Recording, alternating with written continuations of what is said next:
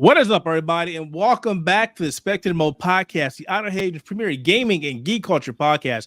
I'm your host, Keith Mitchell, and joining me are my buddies, my friends, my compadres, my friends that drive me crazy. Carl, looks like he's doing something. What are you doing, man? What are you doing? No, nothing. You're going crazy. Nothing? You're going crazy. See the hair? Yeah, I'm definitely going crazy. So Carl's doing nothing, and then we got my buddy Scott in the right. What's going on, guys? Howdy. Just surviving. Scott's the only one with like his full natural head of hair. I'm starting to thin. Keith's going gray. If it makes you feel better, I got 2 solid strands of gray hair somewhere. Wow. Two. Oh my God. It's an emergency now. Holy shit, Scott. Jeez. If I grow my beard in, I look like Keith. I love my beard. But guys, so we were supposed to do this podcast yesterday, but we're kind of glad that we didn't because there was a lot of news that came out today. So we get to talk about that as well as stuff that took place last week. So this is going to be a longer podcast, and I can't wait to talk about it. But as always, we talk about the games we played last week, but we're not going to do that yet. We're going to talk about something really, really cool that happened to us recently. So, as an independent gaming site, it is very hard to get recognized by people. It is very, very hard. And if you don't have the backing or you don't have the right, if you don't know the right people, you're pretty much going to sit there out there in limbo for a very long time. I know a lot of people who run independent gaming sites also talk about the same thing. So we were very happy, thanks to Square Enix, thanks to the efforts of one of our buddies, Andrew over at Outerhaven, who reviewed Final Fantasy VII Rebirth for the site. And he got recognized on a recent Final Fantasy VII Rebirth Acolytes trailer. So we got our name up there, and it wasn't just we got our name up there with a review score. They actually took our quote, which is fantastic.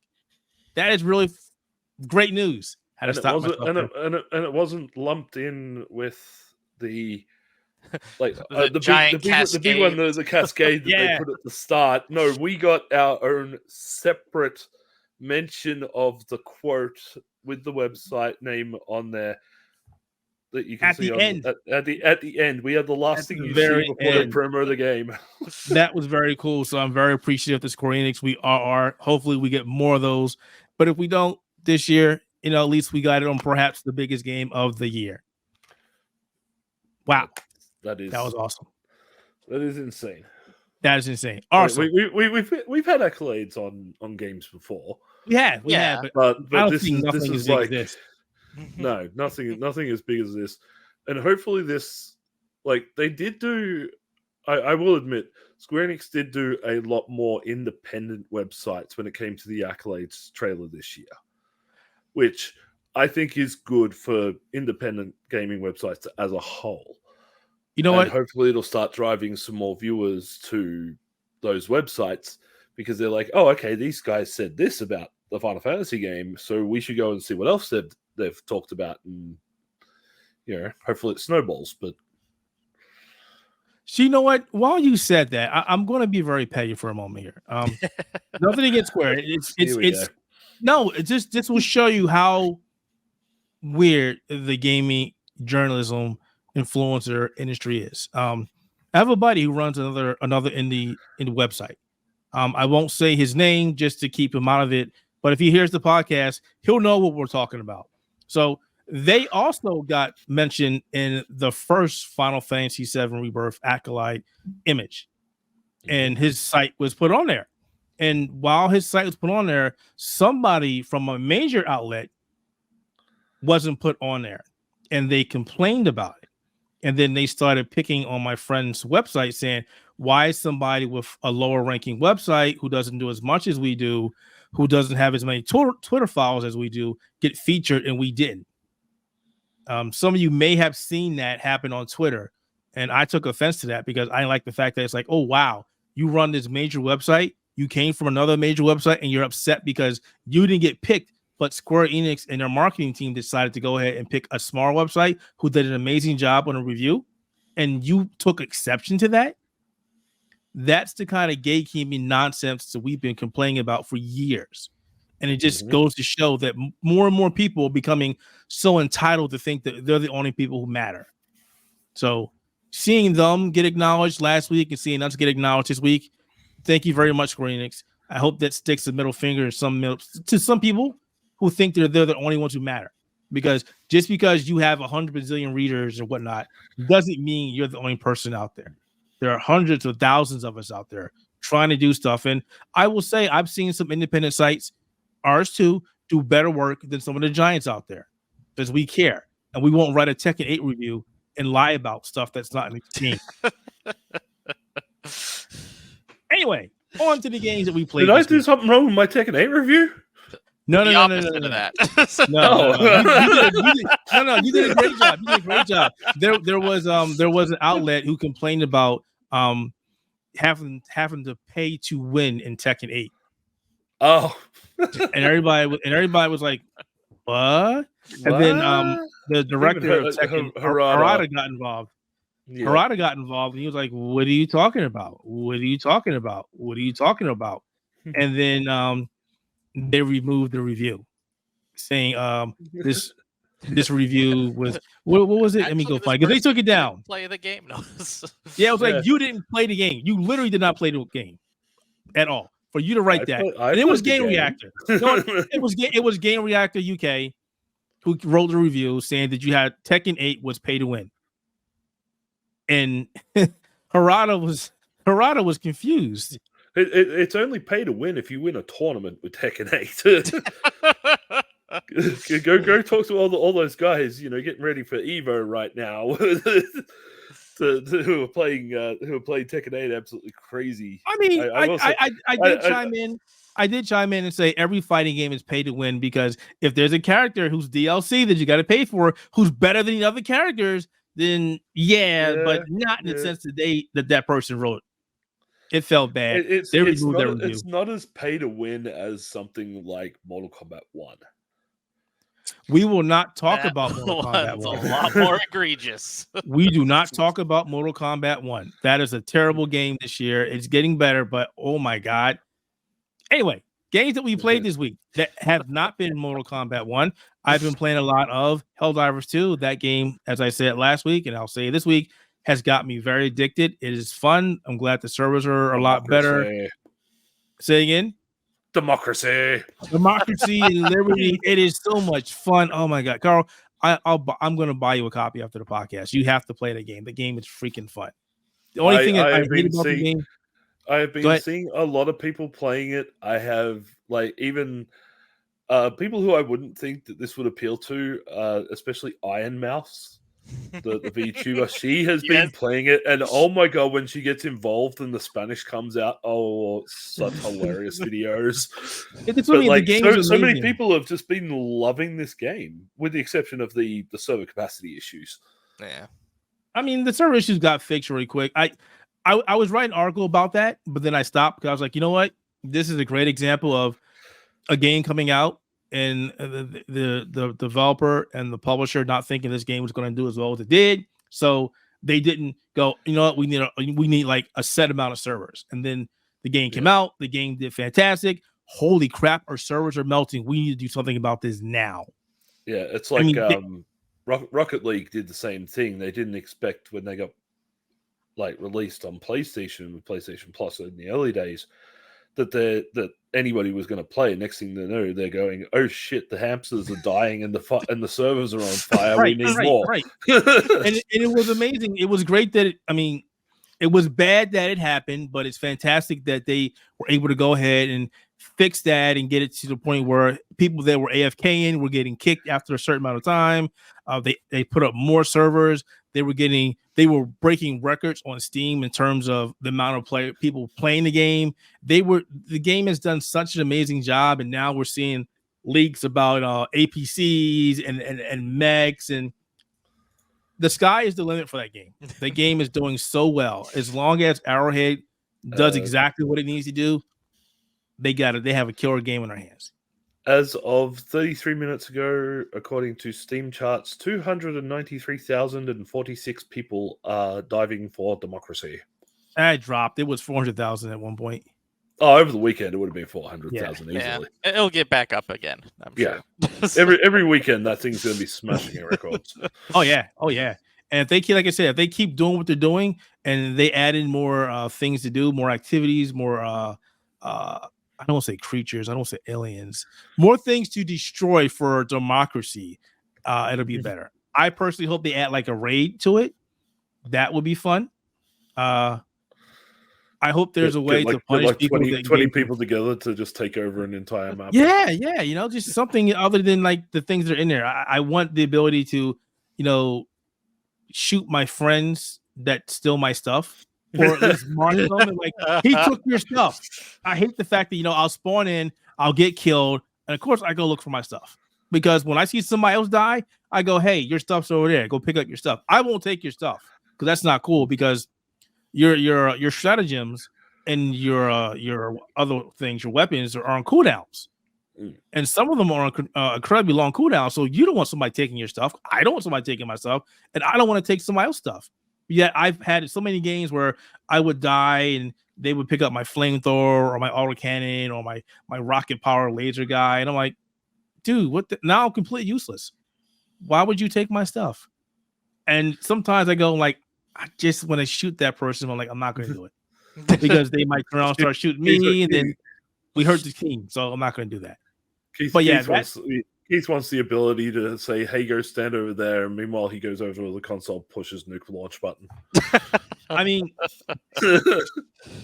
I love the fact that there's friendly fire in the game, but I also hate the fact that there's a reason why people have driver licenses. So we can hold them accountable for when they do something stupid. But yeah, that is the only game that I have been playing. Actually, no, I lie. Let me back up. I went and fired up Elden Ring for ever since I beat the game because the new DLC is coming out in June, and I had to start shaking off some of that rust. And like we were talking before the stream, for the podcast, I want to start streaming games again. So maybe I would start streaming Elden Ring, but a certain person that we love keeps taking all the stream slots, so I have not been able to do so. But that's been it. What about you, Carl?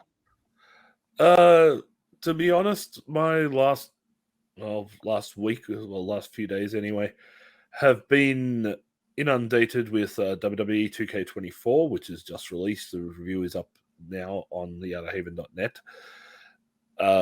Basically, if you've played the last two WWE games, so 23 and 22 respectively, there's not a lot changed, but there has been some upgrades where it comes to graphical detail now that they've decided to start dropping previous generation game consoles. There is a PS4 version. I really don't know if it works or whatever. Don't care. I think that when you play them on, like, I've got mine on the Xbox Series X. Playing on that, I notice a lot more detail than I have in even last year's game. I do have issues with it, such as the 40 years of WrestleMania showcase mode, skipping a lot of years. I've played through to WrestleMania 15 so far. I was only allowed the first 7 matches for the review, which only takes you up to WrestleMania 13.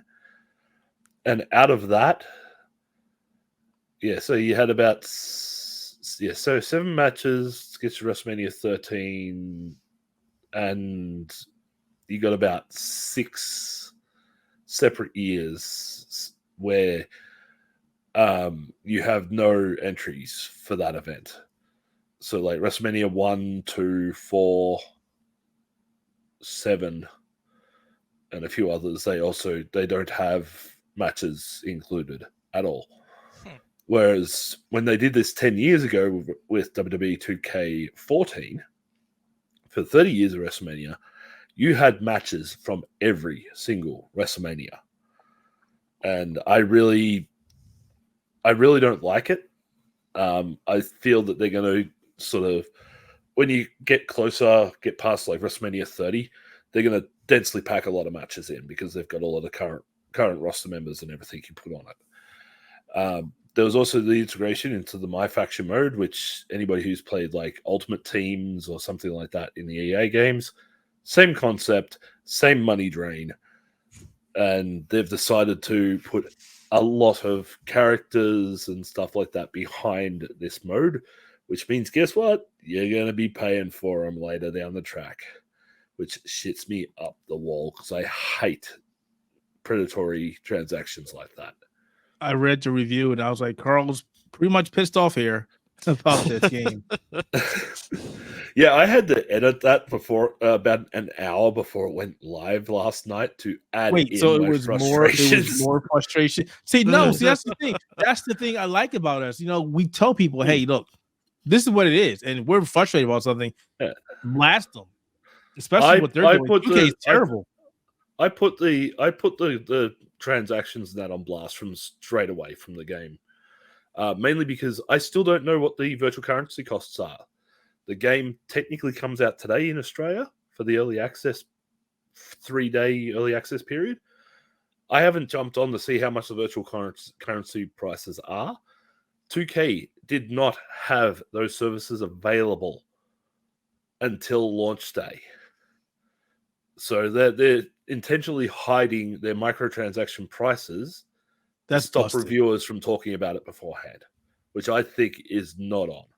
If you're gonna microtransaction, put it out there. Just make it like you can't actually buy it straight off the server for a day or so. But you should put your prices out there from day one. Let people know what they're going to be paying from day one. Agreed. But they didn't want to do it this time around, and I think that was just absolutely horrible thing to do. Other than that, like I did show before, I have Rebirth. I just haven't had a chance to play it because the day I went out and I bought Rebirth, the 2K24 review code got sent to me. So it's like, oh, I plan to play Final Fantasy VII Rebirth, and now I'm going to do a review. And I lost streaming days because of it as well, because I am also streaming myself daily over at twitch.tv/the Mace Thing 2. Cheap plug. But Keith, I will say this. I'm trying once again. I have uninstalled World of Warcraft. I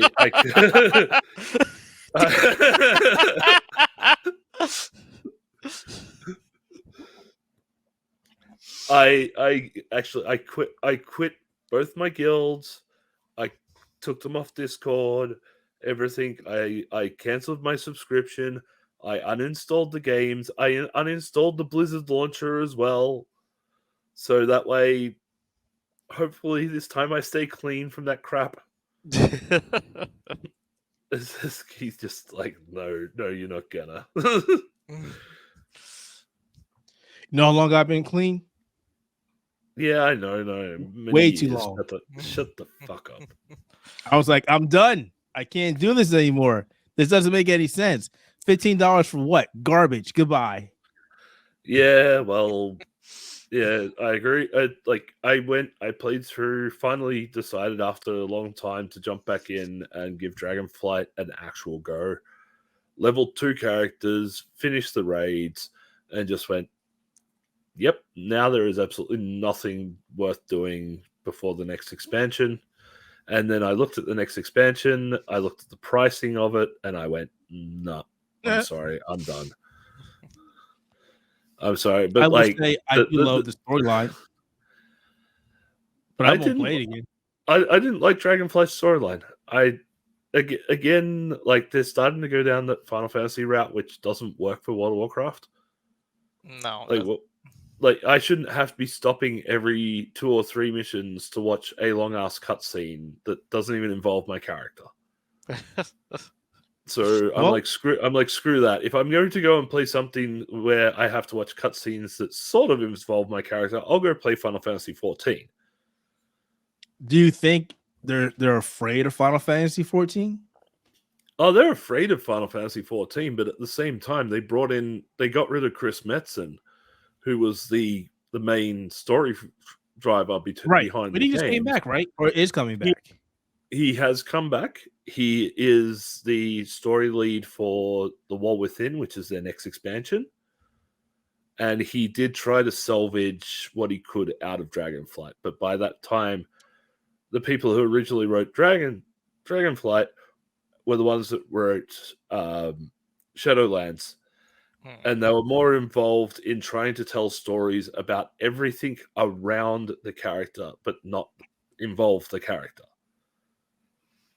And I'm like, that doesn't work for World of Warcraft, because the whole idea is meant to be you are the champion, you are the one who is meant to be involved in all this. And when you are pushed to the side for everybody else, people are just going to go, well, what's the point? Right. At least with Final Fantasy, while your character is there and they get you involved, the storyline does take some focus on other characters from time to time, but it always comes back to your character at the end being the main focus of the game. Because you are the one playing, you are the one involved in the story, and if they can't make the story revolve around the character that people pay to play, what's the fucking point? To get your money. To get your money. Well, Blizzard ain't getting my money anymore.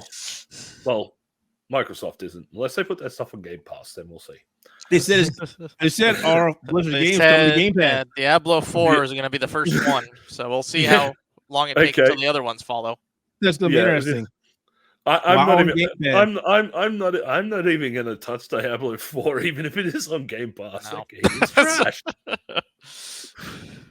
But if they roll a World of Warcraft subscription in with Game Pass, we'll see.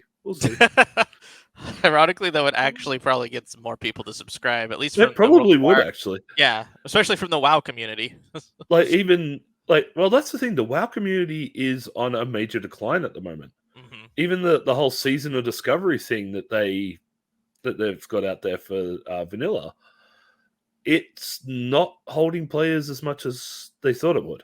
Yeah. Like, they're into phase 2 of the season of discovery thing, and the player rates have dropped down to almost ghost town levels. It's ridiculous. I saw Asmongold do a video the other day where he went to a server that he went to and played, and there was barely anybody online. Jeez. I canceled my subscription to WoW last month because I didn't really need it anymore.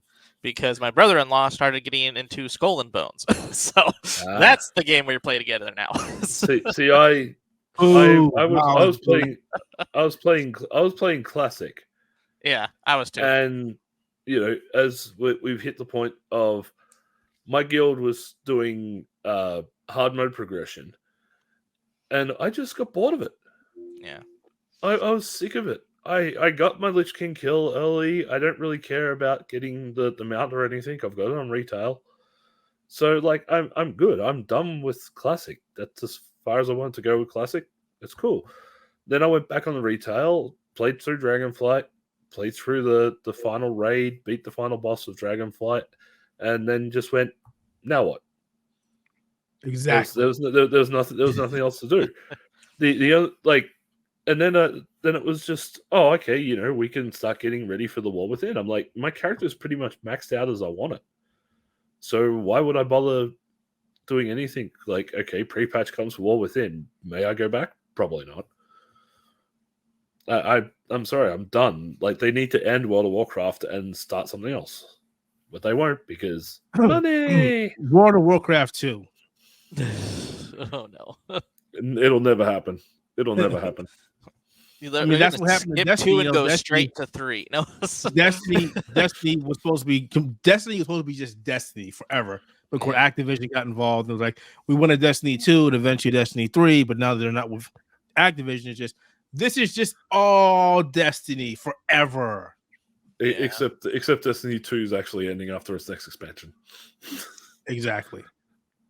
But it's just Destiny now. It's not called Destiny 2 anymore. It's just Destiny. Destiny. So, well, I'm glad that you finally kicked the bucket. Wow, lose my voice again. Sorry about that. I'm still trying to get better here. So if you see me disappear, it's because I'm hacking up a lung or two. That's definitely not fun. But I'm glad that you finally gave up World of Warcraft. You've come to your senses. You realize that it's just not a fun game anymore.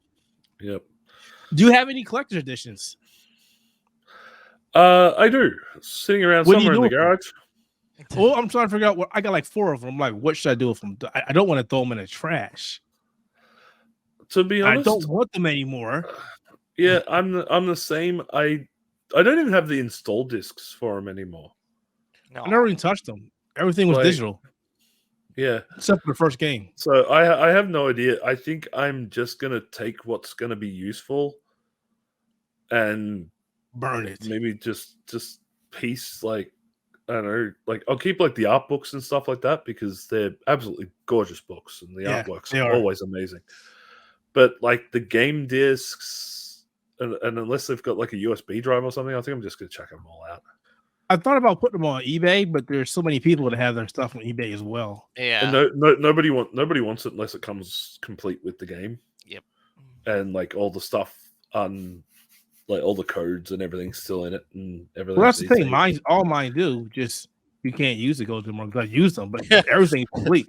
Everything's complete. I never even touched it. I think there's a code. Thanks. I put everything back in there, and I never touched it. Yeah, I've got some of the same. Yeah, I've got the mouse pads and all that, but even then, I'm like, I don't even use like a mouse pad. I use a desk mat now. Oh, there's nothing wrong with mouse pads.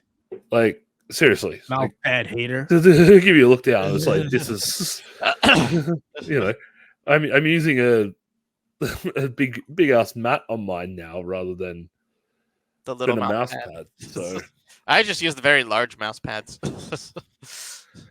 Well, this is what it's meant to be. This is the one that I've actually got is meant to be a gaming placemat for like Magic the Gathering and stuff like that. Like, it's actually a good size. There were a bunch of really cool ones from PAX East I got from last year. And speaking of PAX East, 2 more weeks. 2 more weeks. 2 more weeks. 2 more weeks. Going to get even sicker than what I am now. Fantastic. And people should email Keith at theouterhaven.net to get their opportunities to jump in and talk to somebody like him. Or my doggo will find you and lick you to death. What about you, Scott? What you got? Alrighty, so I have 3 main games that I've played this week. The first one, as I already alluded to, was Skull and Bones. I'm starting to get into the actual grind. Not as fun as I was hoping it'd be. Basically, you got to go either A, shoot down a lot of ships you find that are on different trading ports, B, pillage a bunch of trading ports, or C, just go buy it from trading ports because you don't want to spend time having to do the 4 waves to pillage it. The whole definition of a pirate is to steal and plunder. Yeah, well, this one, you can either do the stealing and plunder route or be the pirate who actually takes control of the trading routes. That's weird. Which is kind of weird. You can actually like own different trading routes, basically get money from it. So you're basically just like an official pirate or something. At that point, you're a merchant sailor. You might as well be working for the British government or something like that at that point. It's their way to have choice, but it's not the best choice. I wish there was more things you could do as a pirate, but it's what it is. And I'll hopefully get around to actually getting my review written up. I keep pushing that off because of the other game I've been playing, which is Final Fantasy VII Rebirth, which is a very engaging time, especially for someone like me who's, well, I'm not entirely big into the lore as much as like our writer Andrew was, but I do have moments of where I recognize things from either like some of the games like Crisis Core, or you have some of like the other compendium stuff that you notice, like the Robe Men, that you kind of have like illusions of what happens during Advent Children. So it's really cool that they incorporated a lot of like the Final Fantasy VII compendium type stuff into Rebirth, so that it's both like telling the story that you remember from Final Fantasy VII, but also expanding on it with all the stuff that, you know, was kind of expanded on with the other things, but not actually directly put into the game. So this is the way of putting it into the game. And unlike Remake, it doesn't necessarily pad it out as much. Remake, at least for me, felt like it was extremely padded for what it gave you. Rebirth does a whole lot better job of kind of just things are happening and you can choose to engage in the things that are happening, or you can choose to continue the plot. And when I do engage with stuff, it doesn't feel as, I don't know, grindy, except for, well, one side quest that I've been doing, which I don't like as much, which is in the Costa del Sol moment where you have to help one of the characters find a bunch of stuff from a bunch of mountains and zip lines. But the third game that I've been playing is Granblue Fantasy Relink, because I still am not putting that down. I saw you and Matt playing that the other day, and I was like, "Yep, you're playing that game again." I'm done. I'm just waiting for the DLC to come out. Yeah, I mean, yeah, it's fun because I think it has helped that I have been playing it with people, because like I've been putting my PC run through basically to try to keep a pace with Matt's run through, and then on my second PS5 playthrough, I've been trying to keep pace with another one of my friends' run through that I've been streaming like once a week on. So we just finished the story on that, and so we're building our characters to get to the epilogue, and we found 30 crabs so far, though. Oh yeah, the crabs.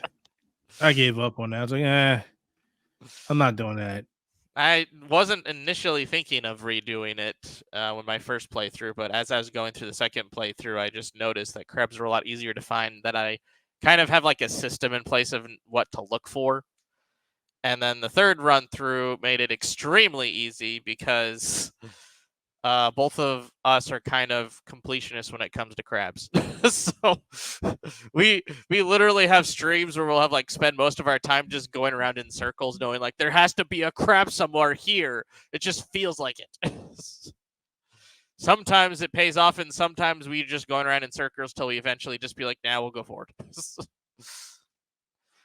But it's still fun. It's still really enjoyable, especially when you try to change the people that you play in Granblue Fantasy Relink.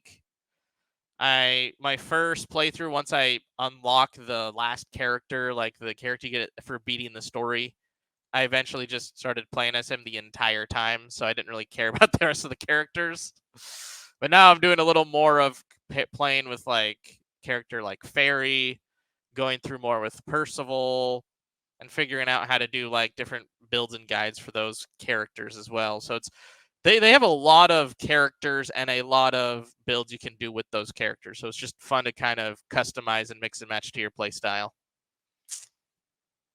But yeah, and a lot of sigils. There's a lot of sigils. Yeah.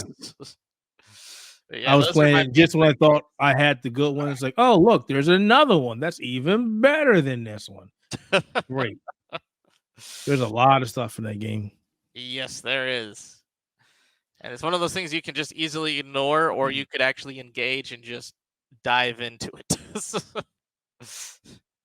So that was really my main 3 games that I played last week, but I'm going to hopefully be playing 3 other games this week. So we've talked about the games that we played. Let's get to the docket of things that are really interesting this week. And the first thing I want to talk about is, if I can keep my voice, darn it, is an upcoming action RPG game, basically a Souls-like from Moose Studios. This is development studio that gave us Ori, both the Ori games. And this game, I've been following it ever since it was announced during the Game Awards shows 2023. It's basically a top-down action RPG / Souls-like. I know a lot of people were calling it like a Diablo, but this plays nothing like a Diablo. No rest for the wicked. And a couple days ago, they basically gave us a big data dump about everything about the game, from the weapon system, combat system, the towns. You can actually own houses or a house, and you can actually decorate the house. You're basically an interior decorator. Their plans for endgame, everything. And I just have to say, holy shit. I'm very much looking forward to playing this game, not because it's a Souls-like, but because it's a brand new Souls-like from a studio who's never made one before. And I've started to look at the new developer, not new developer, any developer who makes a game like this, an action RPG or Souls-like, and bring something new to the table. I love to see that. You know, I hate the fact that we have developers that just go, all right, well, it's worked for From Software, so we'll just go ahead and do the same thing. We're getting a lot more developers coming out and going, oh, hey, we need to add something new to the game, new to the genre. Otherwise, people are going to skip over this, which is fantastic.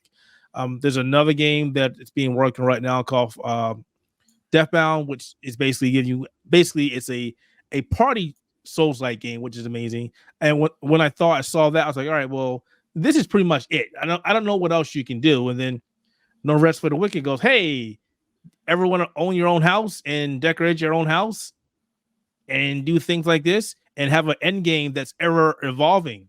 So basically, you go to an end game location and you beat it, and then you can come back again, and it's completely changed.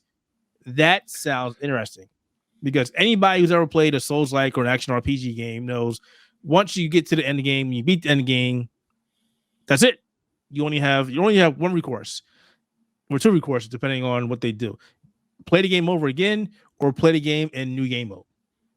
So seeing the fact that they already planned out what they're going to do for endgame and are already letting us know, hey, look, ever evolving, go back, have fun. I'm looking forward to that. I really like the weapon system as well, because they basically said like there's 4 different types of weapons. There's white, blue, gold, and purple and gold, which is basically, we see that in pretty much every game, right? But the spin on this is white weapons aren't fodder, because like in Warcraft or any other game, white weapons or garbage weapons, we just sell it to get gold and whatnot. Here, we actually can customize them and make them actual better weapons. Blue weapons are basically like the white weapons, but they're a better quality and do more things for you. Purple or better blue weapons, they give you more attributes. However, these come with a curse. So you go, it can do this, this, this, and this for me, but it might take away half my life or get rid of all my magic or cause me to take more damage. So they're doing things, a risk reward feature, in other words. Exactly. And that sounds amazing, because it's like, all right, I gotta min-max here. I gotta go, is it worth this? Do I want to do this? Are the abilities that it gives me worth, losing this or getting hurt every time I go into a room or something? There's been a bunch of different roguelikes that have done this. So it's nice to see that kind of thing make the jump over to the action RPG genre. And then of course gold weapons are pretty much the best of the best of the best of the best. The ones you want. The ones that you want. The ones that you want and probably will pay microtransactions for. Oh. They didn't say anything about microtransactions, and I will never put that past the developer anymore. But it was just interesting to see everything that they said about the game, and it's going early access fairly soon. The game won't be released until I think end of the year, PC first, and then they're still looking at PlayStation, Xbox Series X. But we're going to have a while to play it on the PC, so I was looking forward to it. What's kind of sad that we didn't get access to play the game. I've been following this game for quite some time, so I was like, cool. And they were like, no, you guys aren't important enough. Sorry. So, but I did see enough streamers play the game to go, okay, well, I get the gist of it. All right, great. Early access win, please, so I can start playing this. And I think actually the early access for that game starts, I think we're in PAX. So, right? That's like, let me see. Okay, no, I'm sorry. April 18th. No, the game that comes out more in PAX is Dragon's Dogma 2. Yes. Don't fail me now, Steam Deck and ROG Ally. Supposed to be doing some work, but I'll try to play Dragon's Dogma while my PAX. We'll see what happens there. But yeah, I'm very looking forward to playing No Rest for the Wicked.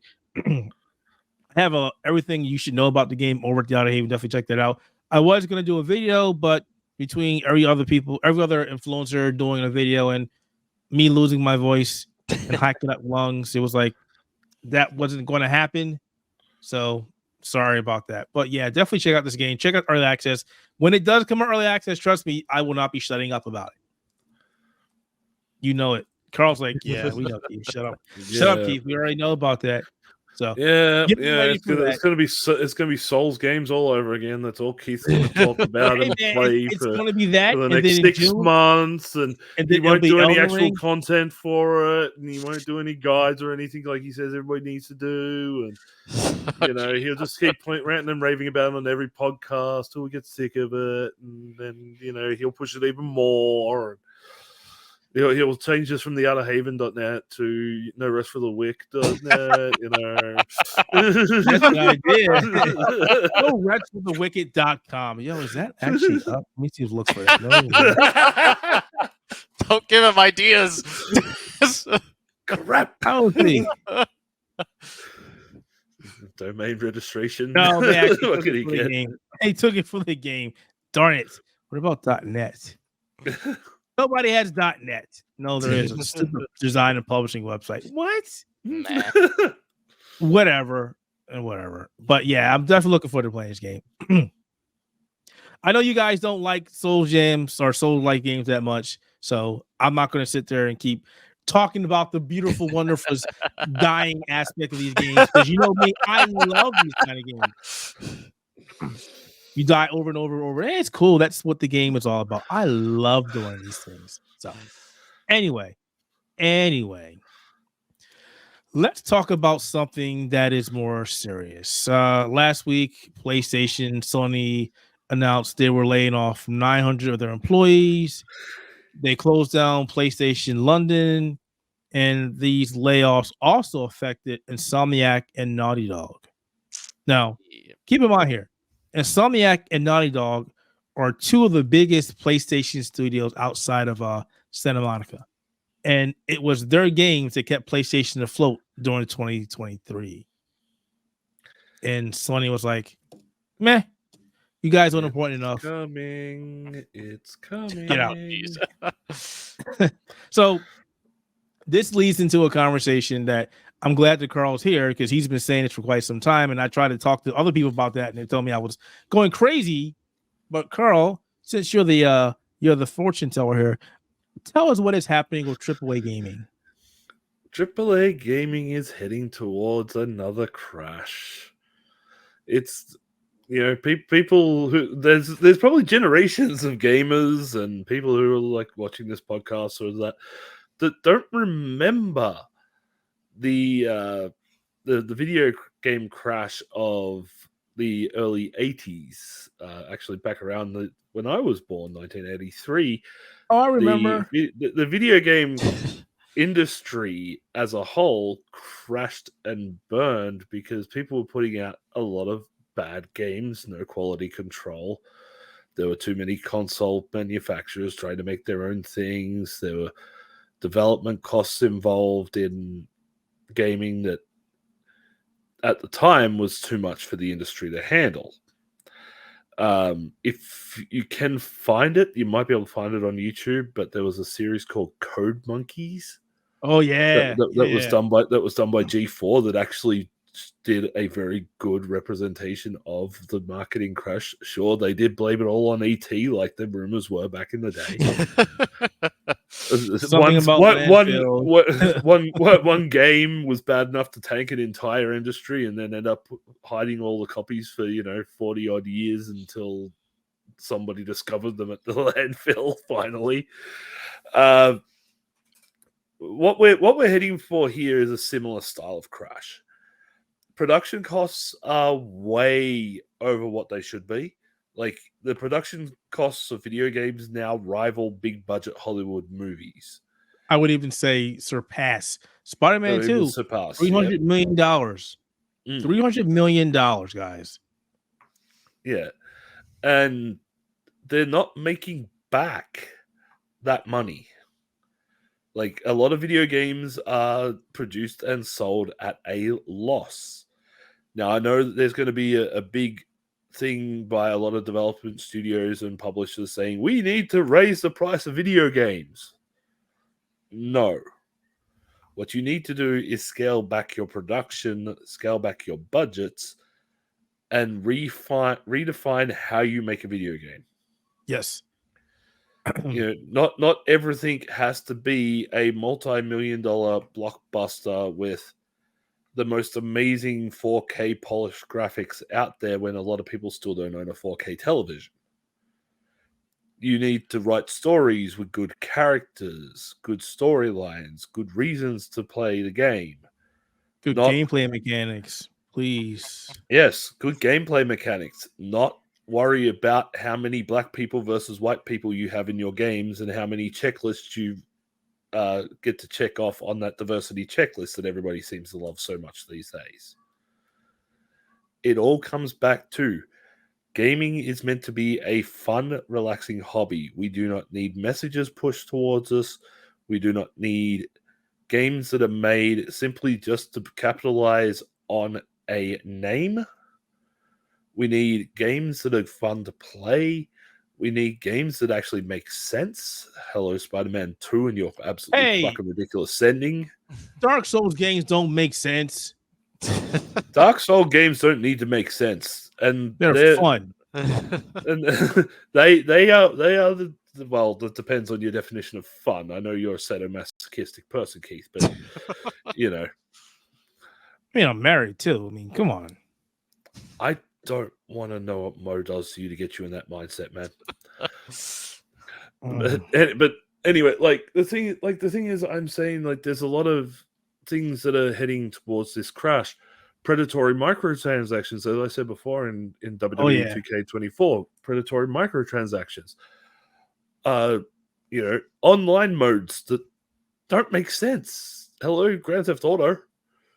You spent the last 12 years, 15 years, or whatever it's been since Grand Theft Auto 5 came out, putting money into Grand Theft Auto Online instead of giving us Grand Theft Auto 6. And now you're going... Now, I can almost guarantee you that when Grand Theft Auto 6 finishes, Rockstar's going to lay off a lot of people because they overspent on the budget. When they really don't need to. And like you said, aren't getting any better. Graphics aren't getting any higher than what they are now. Stop trying to push for something that doesn't exist. I also want to add, and I'm pretty sure we had this conversation before, but we see a lot. We've seen a lot of this due to COVID-19 as well. More studios just kept hiring and doing more for no reason, and now we have to let go of all those people that we brought in. Yep. I mean, yeah, it happened, but that should have been a management issue or concern. That should have been like, hey, we don't need all these people here. And that's the other big thing as well is management. Managers are getting too involved in the gaming space to try and maximize profits rather than create good games. Let developers worry about the game. Management only needs to worry about promotion and stuff that is outside of the development cycle. And another one would be, hey, take a fucking pay cut. Yeah, you think? That'd be nice. Yeah. How much was Bobby Kotick's golden parachute? A few $100 million? Yeah. Yeah, it was quite a number. And I mentioned this to somebody else. Here's the thing about Bobby. He's the one that we know about. Yeah. We know nothing about all these other people. It could be more. We don't know. But I do know this. This what makes me mad. I'm sorry, Carl. Let me just blow off real quick. Let's get back to it. Every time we have a layoff or layoffs in every company, the freaking people at top are always safe. The people that don't do jack shit in terms of these games are always safe. You fire all these people that bust their ass who've been in this company for years. Your storytellers, your visuals, your QA, your gameplay mechanic, everybody. You get rid of them, and then you turn around and go, well, damn, we should have done that. And you want to go back and rehire them for shit. Meanwhile, the guys at top, nothing happens to us. The guys at top sit there on a big amount of a big contract going, hey, look at our profits. And then when you look underneath those profits, you find the bones and decaying flesh of everybody you've fired, you've worked to death. You've cut their pay, you've cut their budget, you've cut this, cut that. But the cuts always come from the bottom. They never come from the top. It's our best record yet. We've had our best. Oh, great. How about no? Look, can we get no rate for you? We sold multi-millions of units and we made this much profit. Does that profit go back into the budgets?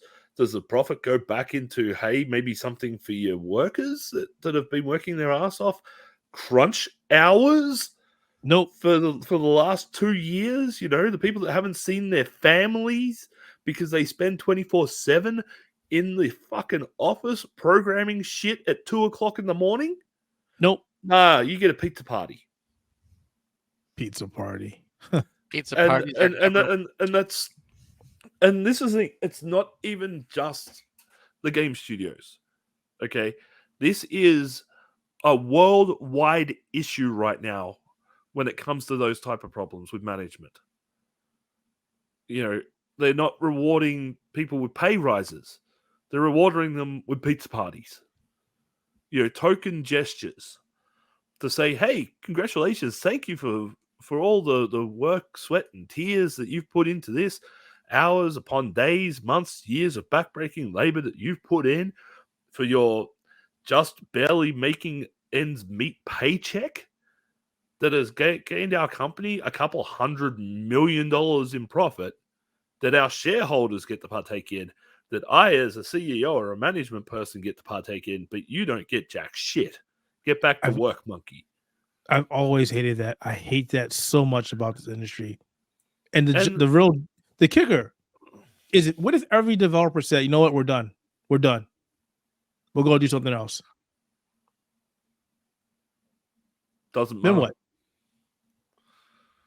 The thing is, nobody's going to turn around and say enough is enough anymore, because the working class know that they're under the thumb of management to the point where if they turn around and say, I'm not putting up with this bullshit anymore, management goes, fine, there's the door.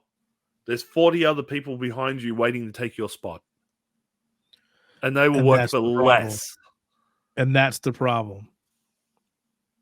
Somebody sent me an article today about, God, let me bring it up real quick. It was about the working state of America. Obviously, it doesn't apply to the entire world, but pretty much, management works us to death. And when we complain about it, they do what you just said. There's somebody else who will do your job for cheaper. Yep. So what's the point? What is the point of all this? We're going to get to a point that people can't afford to live and are busting their ass at a dead-end job, maybe working on a game, getting treated like crap. And then, oh, hey, by the way, we don't need you anymore. Goodbye. Yep. And guess what's going to happen? And it's not only is the gaming industry on the verge of collapse because of all this shit, the worldwide economy's on the verge of collapse because of bullshit like this. This is going to be the next global financial crisis. This is going to be 2008 all over again. It's going to be 1994 all over again. For those who don't understand, Google it. Global financial crisis, 90s recession. Ugh. These were big times where industries collapsed.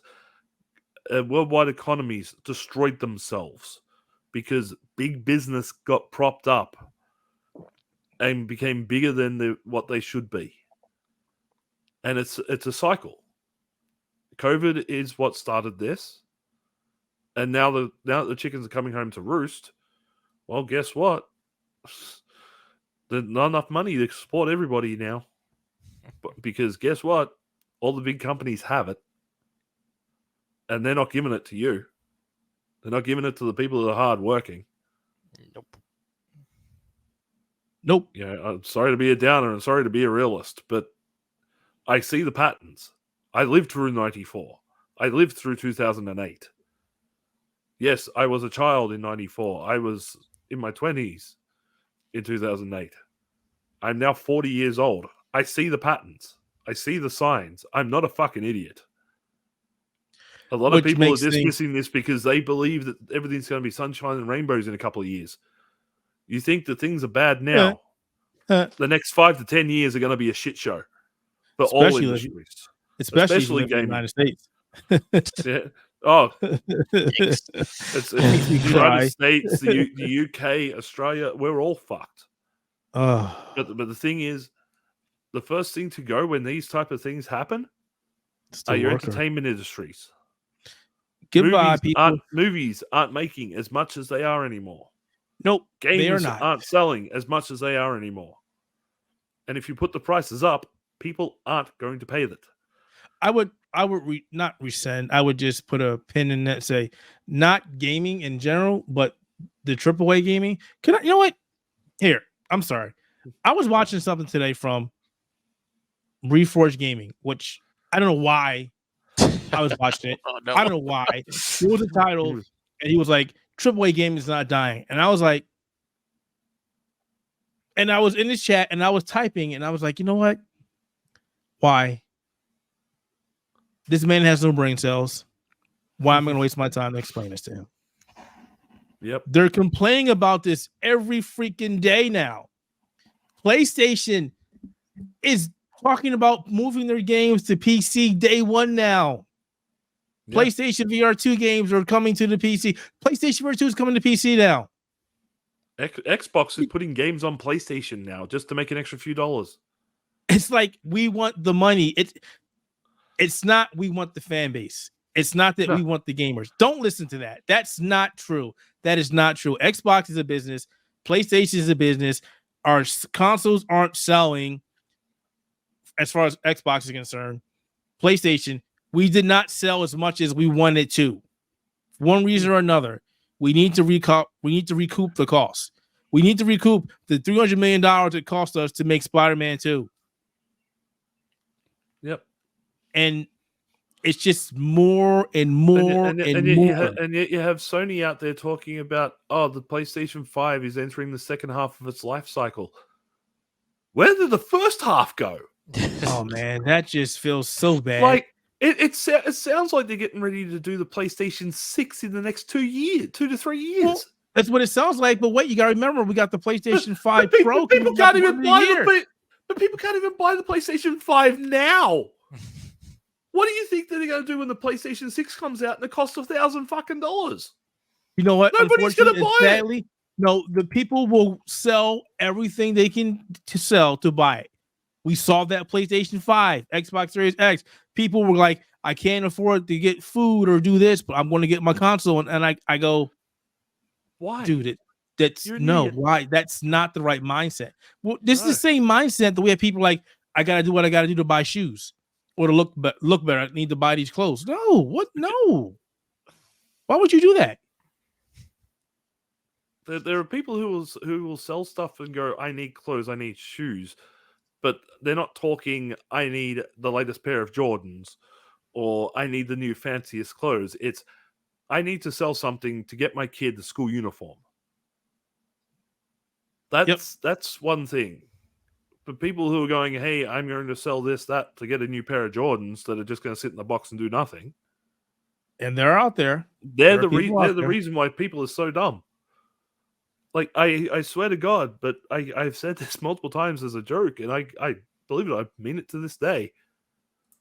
Anyone who watched Avengers, like Endgame and stuff, Part 1 and 2, Thanos did nothing wrong. Thanos is right. We need to cull half the freaking population, preferably the dumb ones. Like, we are an over-consuming culture. And that has just put more and more reliance into these big industries, into these big companies, which have caused them to have big egos to think, hey, we can spend $300 million to make Spider-Man 2 and only get back maybe $150 million if we're lucky. And think about this. And I said, I think it was somewhere else I was talking to somebody. $300 million Spider-Man 2. How much do you think they're spending on Wolverine? At least the same. At least, if not more. I don't know if it'd be more, just because you think Spider-Man would be a heavier IP to get from Disney. See, that's the other problem too. Is licensing as well. Yeah. You know, Disney at the moment is hemorrhaging money. Yes, because their movies aren't doing what they thought they could be. Because there's a reason. Big reasons for that. There's a bunch of reasons. Most of it on the writing team and people crossing off those nice little diversity checklists. That's a lot of the reason why a lot of those movies aren't making money, and people are sick of seeing that type of shit happening. And believe me, I'll get into that more if we have time. But Yeah, licensing for something like Wolverine, yeah, that's probably going to cost them a fair bit. And it's going to be interesting. It's all about who gets the last scrap of the dollar before the world explodes. Now, but when the world explodes, money ain't going to mean shit. Now, I will say, as I've said, every time but every time I'm involved with somebody who has this conversation, it's not all doom and gloom. The gaming industry is in a bad place, but at the very least, we are thankful for the indie developers who are the unsung heroes here. Oh, shit! Look at things like Helldivers 2. Look at Pal World. Games that you wouldn't think in a million years would ever be made, but were made by indie developers or middle ground developers, and they're going off like gangbusters right now. The indie scene in gaming has this massive resurgence to the point where they are outpacing AAA titles. Yes. To throw up probably the weirdest comparison between the two, Helldivers 2 and Suicide Squad Kill the Justice League. Helldivers 2, over nearly 300,000 people playing it as we are recording, versus Suicide Squad Kill the Justice League, which has less than 500. And that's just on Steam. Yeah. Don't forget PlayStation 5. Yep. Think about some of the best games we got in 2023. Dredge, Sea of Stars. Sea of Stars was the best. Was one of the best RPGs of 2023. I really wanted to say the best, but then Baldur's Gate 3. Baldur's Gate 3. Which, if you want to say that, was an indie developer. They crowdfunded their game. I was one of the original crowdfunders of that game. Baldur's Gate 3, I will say, for a AAA developed title, did just about everything right. Yeah. They wrote a good story. They wrote good characters. They have good gameplay. They Because don't they try care. to shove a narrative down your throat, and they don't try to reach into your pocket and grab your wallet. And all of a sudden, that game it's getting Game of the Year all over the place last year. Then what message should that send out to developers? Develop a good game with good gameplay, good story, good characters, good reasons to play that is not predatory with microtransactions or DLC practices or whatever, and doesn't push a narrative checklist down your throat. And that you can have sex with bears. And you could have sex with bears. Yeah. And you can fuck anything in a game. There's a lot of horny people out there. Let's be honest. When people were like, "I can have sex with bears," and I was like, "What are you raving about that for?" Not only that, but the bear can have sex with you. That's whatever floats your boat. You're whatever, guy. You good. Look, I'm all for it when you got big tall red demon mommy, but bears, okay, fair enough. It's whatever floats your boat and whatever gets you whatever floats your boat. Whatever floats your boat, whatever gets you really wet. This industry is just, we're going the wrong way too fast. We have been for quite some time. I don't want to point a finger at the loyalist fanboys, because in the grand scheme of things, they don't dictate anything. No, they don't run these companies. No, they don't dictate it, but they are also held accountable upon the level of they are consuming this shit, which sends the messages to the companies that it's all right to continue with these practices. I have a whole article coming up about that. But yeah, it's we were going to talk about EA layoffs too, but we can just group them in there. EA's laying off 670, which is like 5% of their workforce, which is funny, not funny, but ironic, interesting, because last year around the same time they did the same thing. Yeah. So it's like, we're gonna do it again. Their Star Wars stuff too. Yeah, that's the other big thing about like these layoffs as well. Not only is it people losing their jobs, which is the number one worst thing to happen for anybody in any industry, but it's also when the company turns around and goes, "We're canceling these games." we're I do canceling. want to talk about that. We're canceling stuff that people have put months, years into that will never see the light of day. And it's not just happening in gaming; it's now happening in the movie industry as well. Oh yeah, entire movies done. What is it? What is Wile E. Coyote versus Acme? Yeah, and Batgirl sitting there, and Batgirl sitting in the Warner Brothers vault, doing nothing. They would rather take a tax write-off than release a movie because they don't think it's going to make enough money. And that's the thing. And I wouldn't be surprised if the same thing's happening in gaming too. If they cancel these games, they take a tax write-off for it.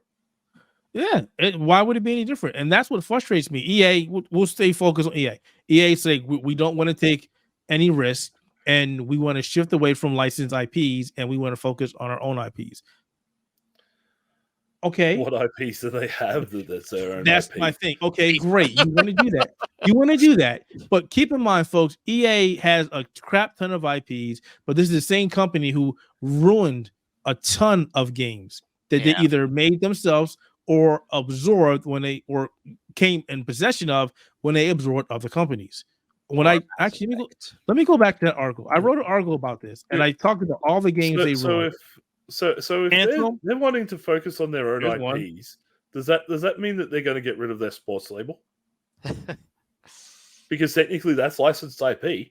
And if they're going to stop doing licensed IP and get rid of their sports titles, well, they're going to like 95% of their profit for the year. Didn't they just say they're going to do college football games? I don't know. I don't pay attention. I remember they just said, or maybe it was 2K. Here we go. So the Respawn Star Wars game they're working on was canceled, but I started hearing more about that maybe it wasn't the best game after all. So there's that. So here's a bunch of IPs that I said EA has ruined: Anthem, Oddworld, Dungeon Keeper. For those who never played Dungeon Keeper was an amazing game. Dead Space, outside of the Dead Space remake, Dead Space 3. Dungeon Keeper ruined by overly microtransaction the hell out of the game. Oddworld, I don't know if it was the fact that people just didn't want the IP anymore. Like it had been that long since an Abe's Oddworld game. SimCity, microtransaction the shit out of it. Yeah. Burnout, microtransaction the shit out of it. Mass Effect, bad game design. Fight Night, shitty boxing game. And we can go on and on. Please. I'm enjoying this. Please keep going. I could probably give you reasons for each one. Let's go. I mean, there's NBA Street. They lost the NBA license to 2K, but an amazing game. It was a good game. Yes, it was a great series. But that's my thing. EA has a lot of stuff, but they do dumb stuff, and they're like, which other one they screwed up? The fact that they brought out NBA Street and then they brought out NBA Jam around about the same time as well, like that just confused the hell out of people. Like, I know it wasn't the game they brought up. They really screwed up. What was that game? Can't remember. Doesn't matter. Anthem was also bad game design. I liked it. I liked the concept. I thought they could have brought it back, and then they were like, "No, what? It's just not worth the money." So why mislead us and say you're going to do it, and then waste the money in the first place trying to bring it back, and they go, "You know what? This isn't working. We're scrapping the project. Thanks, but no thanks." You remember how I was actually up to review that Anthem back in the day? And I went to review it, and they actually pulled my review copy at the time I was supposed to do the review. Like they gave it to me. It still sits to this day on my EA account, and I go to access it, and it goes, "You cannot access this product." I'm like, wow. Well, you gave me the game to review, and then after about 2 days, you said no, you can't review it anymore, and just pulled it off me for no reason. But I mean that goes beyond. I mean, what's happening here is EA is just they're unwilling to take any risk, and I think maybe they feel they're just not confident in themselves anymore, which is bad because you're supposed to take risks. They got into the habit of they know what they can make their money from, and they just stick to those practices. Look at FIFA, look at Madden. They're two games that haven't changed in nearly 20 years. Ever since they introduced the Ultimate League or whatever they call it, Ultimate Teams or whatever it is for each game, they found a way to microtransaction the hell out of it, make money out of it, without actually putting in effort. But what's interesting about all this is, even though they're doing all this, well, excuse me, I was actually concerned they were going to scrap the upcoming Black Panther game and Iron Man game, but they decided to double down and go, no, we're not going to do that. We're going to keep working on these games. So it's like that would be because if they turn around to, I reckon there'd be some sort of financial licensing, clause in there that says contract. If you cancel this game, you have to pay Disney X amount of dollars. But you're canceling the Star Wars FPS, but you're going to work on the next Jedi game from Respawn because they know the Jedi game is going to make money. Oh yeah, definitely. But you cancel one Star Wars game to go work on another Star Wars game. See what I'm saying? Like the whole they want to work on sequels thing. Yeah.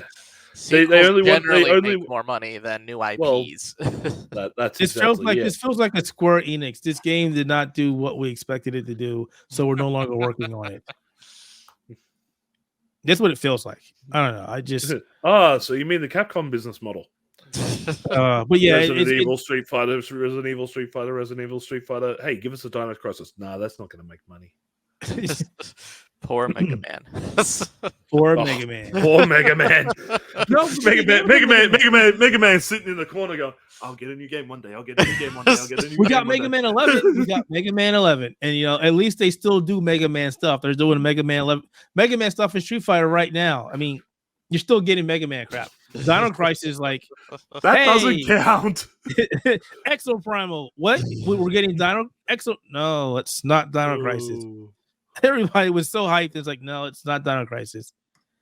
You don't even hear Capcom talking about Exo Primal anymore. No, because it failed. Because it's like people are sick of those games. Maybe just a little bit. Gaming seems to have this almost anime-esque mentality when it comes to what they want to produce. Like the 4v1 thing became great for a while, and then like every game decided to be that. No, it was never fun. It was never fun. We're starting to see a resurgence in the RPG genre. Thank God. I don't mind that so much. But I think we're having too many RPGs now. Well, that's it. That's it. They don't know when enough is enough. It's like I'm saying, like with the anime industry, how many isekai anime do we get every season? We don't need the no. We more don't. Than I can count. Do I need to summon Josh and have a talk about that? We don't need We don't need to talk about no. We're good. There's way too many. We're good. Wow, we're good. Jeez. But no, let's talk about something positive, maybe. So last week, podcast, no, get rid of it. Be gone. But last week, Toys for Bob announced that they were going indie, and then the entire internet lost its shit, and nobody started using their heads because I think they going indie or independent is fantastic for the company. Yes. I made a video about this as well, and some people agreed. Other people were like, "Them going indie is a dumb idea." I'm like, what? Let's talk about this. So, Toys for Bob used to be an amazing company, and I say used to be for several reasons.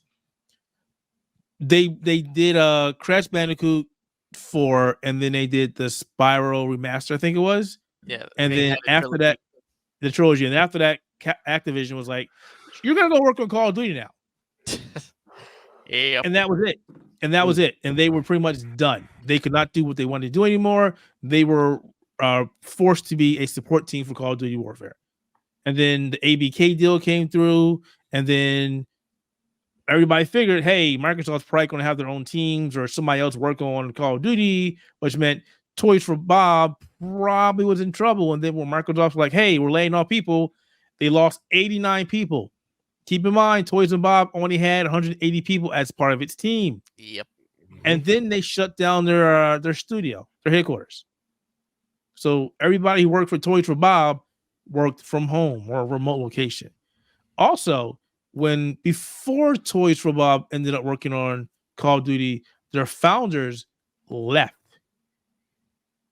So Which I things mean, that I once started you going, get started to have to work on Call of Duty every year, I would leave too. so they were like, "We're out of here." That's So the sentiment for a lot of companies that have been involved with Call of Duty is like that. Usually, the heads or the management groups will turn around and go, "We don't want to work on this shit for the rest of our lives. We're out. Bye bye." Yep. and it sucks because they're a great studio. Well, was a great studio. So fast forward to now, where they're like, "Hey, we have our independence." Now people are probably saying that Microsoft kicked them off, and I really think what happened is the people who were left, or the people who took charge, went to Microsoft and said, "Hey, look, we realize you don't need us. You're probably going to can the company eventually. So how about we work on a deal where we get our independence, we pay you whatever, and we go." Because Microsoft didn't want them. Microsoft wanted Call of Duty, Diablo, Warcraft, everything under King.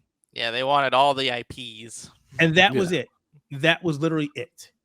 They didn't care about most of the studios under them. So when they were like, "Hey, look, we don't want to be here no more.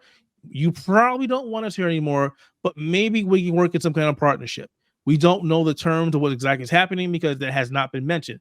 All we know is Toys for Bob said, "Hey, we're going independent. Bye."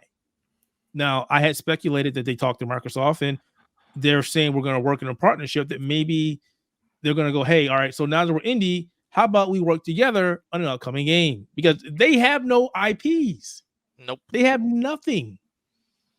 And it's going to take them forever, to make an IP. So it'd be better off if they go to Microsoft and say, "Hey, you got all these IPs.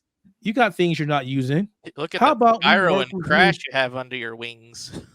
Yeah. How about we just work with you and work with one of these IPs, and instead of us being a team under Activision, we're a team in your actual home of studios now."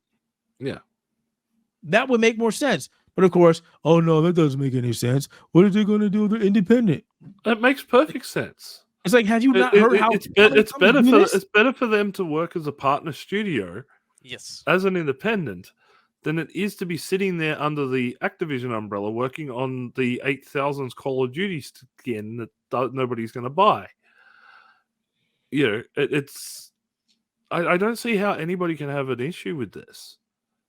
But I guess a lot of people believe that unless you're under a Sony or a Microsoft or an Activision or something like that, then you will not make games that are known, that games are, that have a big franchise or something like that. People probably have forgotten that Toys for Bob worked on Crash Bandicoot and Spyro and stuff that they could now work on under the Microsoft umbrella as a partner studio. A lot of people will see a independent company as like somebody who makes crap. Yeah, that's another big issue we have with the gaming industry as consumers, is a lot of people see basically indie studios as just, they just do pixel stuff all the time. And it turns into nobody actually looking into any of the indie studios that get worked on until, the game comes out and they're like, "Oh, where'd the studio come from all of a sudden?" It's like they've been there doing stuff. You just don't care enough to look into crap. Yeah. Yeah, that's just the harm. We were just talking about that. Hey, Baldur's Gate 3, game of the year with so many people. It's technically an indie game, guys. Yes, and it's been an indie game that's been worked on for years. That's been in early access for even years before that. Hades. Yeah. Freaking Hades. Hades too. Like, the games are there. You just have to look for them. It's just funny that they just only seem to notice them once it starts getting popular from word of mouth, rather than actually like paying attention to like development time or this or this. And you can see from like other people, like when they notice and actually like pay attention to these studios, they're like, "Okay, this game is going to be a hit," and feel like, "Oh no, this just came out of nowhere." And it's like, no, we've been paying attention. This studio is doing banger work. They have been doing banger work. You just have to pay attention to it. Yep. Like, anyone who's been following Larian Studios' work with like Divinity Original Sin, you'll notice that all of their games have been really solid in terms of its story, its characters, and everything. It's just Baldur's Gate 3 was the one that had the IP, and second off, it had the production for it. This is the game that they spent most of their money for to make it look as pretty as it can, and it worked out for them in spades.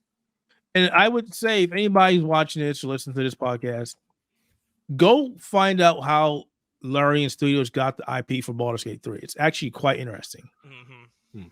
It's actually a very good story. Yeah. And this is the thing, like, not every big game is actually made by the studio that they put on the cover. You know, there's many smaller partner developers that work for all big companies. You know, EA, Capcom, Square Enix, Microsoft. They all have partner studios, and a lot of them would be considered indie if they publish their own thing, which they do. But nobody seems to want to think that unless you're working with one of the big franchises or the big companies directly, then you're not worth looking at, which is stupid. Beyond stupid. Beyond stupid. Yeah. But again, hey, good for Toys for Bob though. Good on him. Wish him the best of luck. I can't wait. Please reach out to please reach out to us when you got something going. We will support you 100% and do what we can. You know, we're big time now. Square Enix knows who we are.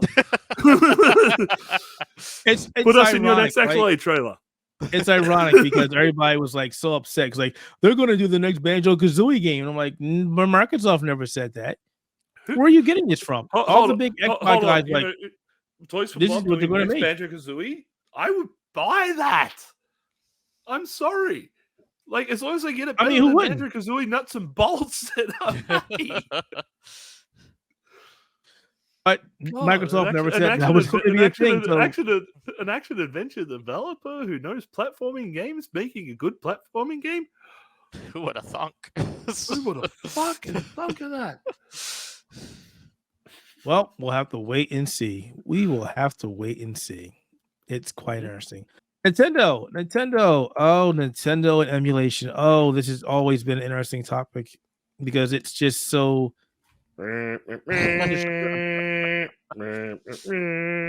misunderstood. So, as of today, last week, Nintendo was like, "Hey, you know, we're going to go after Yuzu because we feel that they are influencing piracy and we don't like them, and they have this emulator that we want to kill, and we're the bad guys." Actually, Nintendo's not really being the bad guys here, but they had a valid point against the emulator and the team that developed the emulator. Somebody made software that works better than their own console.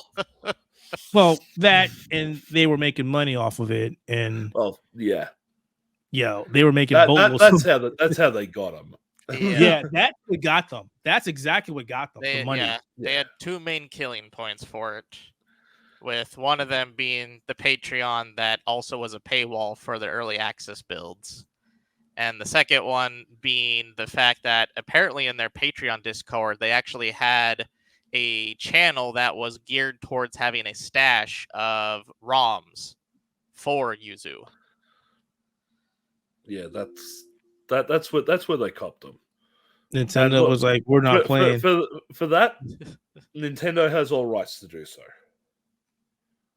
They have all rights to do so. Like, a company was profiting off their IPs through illegal means.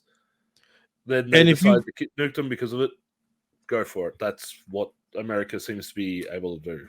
So, if you read the lawsuit and the settlement, Nintendo pretty much sums everything up what happened. $2.4 million US.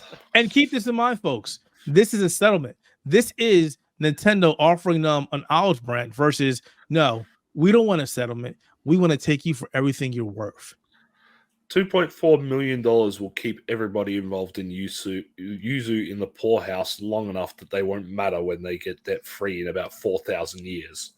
True. Yeah. This is exactly true, but it could have been more. Could have been more. Could have been more. Been Yes. a lot more. They could have done the prison, other too. one where they did a forceful, basically percentage of a person's salary the entire lifespan they had. Was that the hacker? Yeah. Yeah, and could have went to jail. They could have went to jail too. Nintendo was like, no, we want to make an example out of you. And an example they did. They lost the website. They can no longer offer the download. The tools that they use to make the emulator now belongs to Nintendo. Yeah. And Scott said the same thing in Discord, and I said the same thing in Twitter. Well, look, Nintendo has a brand new emulator now. They don't have to worry about development. We have the tools. Hey, guy, we settled up with you. Hey, how about you come help us now? Oh, you're fucking funny, Keith. You're funny. Nintendo will not will never hire that guy on to develop shit. They are going to lock the source code and everything for that emulator down in their vault forever and a day. They will make sure nothing ever comes of use for Yuzu or Citra ever again. It'll be interesting to see. Because Nintendo don't give a flying fuck about emulation or preservation or anything like that. This is a protection of getting a software out of the circulation that does their job better than their overpriced piece of crap handheld console. Yes. Now, let's go back real quick. I don't know the legality about this, but there were people talking about they could take the source code and fork it because it is open source. It is open source. So there's nothing to stop somebody else from doing another emulator, but maybe not do the same thing, which is another reason why people are like, well, why haven't they gone after Ryujinx? Yep. Well, they're not doing what these idiots did. They're not charging people for it. They're also not based in the USA, which makes it harder for Nintendo to go after them. Another thing too with Ryujinx is their developers extremely anonymous, so they don't actually have like an account to follow for it. Really, they have their website with Ryujinx, and that's basically all you know. And development is a lot slower because apparently the developer behind it has an actual full day job, so they don't actually have all the resources to put into this. Whereas the reason why Yuzu was so much more well used was because of the Patreon was the funding for the emulator. Yeah. So all the developers were able to basically use that funding for development on Yuzu. By the way, Ryujinx will be next in the firing line. They have a Patreon. They have a Patreon too. Oh, fun! Mm-hmm. But you can have a. I'm on their website right now, and they literally have a section called "How May I Contribute." You can either help with development and join the Discord, or you can help with donations through Patreon. Donations themselves aren't the bad thing. Patreon supporters get special perks. What are those? That's the thing. Sound what are familiar? See, here's the thing. Let's back up. And this is where me and you are probably going to bump heads, Carl. I like the fact that I can emulate my Switch games, but maybe not have an emulator for a console that's still readily available is, I think that's the big thing here. We're not going to butt heads so much on that particular point. I don't believe you should be emulating current generation consoles. Even for something as let's face it, the Switch is old. It's not even able to handle its own games properly at the moment. Nope. And I don't think that that's really a reason why you should be supporting an emulator through like a current generation.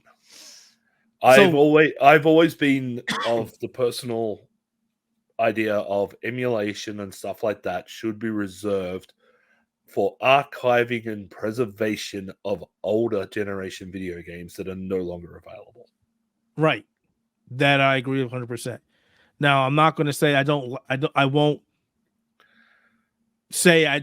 not against a Switch emulator if I can use it on something else, as long as I own those games.